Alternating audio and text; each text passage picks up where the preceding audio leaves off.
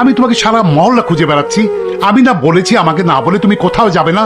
যখন আমি উপরে চলে যাব তখন যদি তোমাকে বলার সময় না পাই, তাই আগে থেকে প্র্যাকটিস করছি, আমি হুট করে মরে গেলে তুমি কষ্ট না পাও। এমন কথা বলো না মা, আমি আমার সবকিছু বিক্রি করে তোমাকে বাঁচাবো। মরতে আমিও চাই না বাবা, আমিও চাই না তোমাকে ছেড়ে যেতে, কিন্তু আমার চিকিৎসার এত টাকা তুমি কোথায় পাবে বাবা? সব ব্যবস্থা হয়ে গেছে মা। এই দেখো, আমি টাকা নিয়ে এসেছি।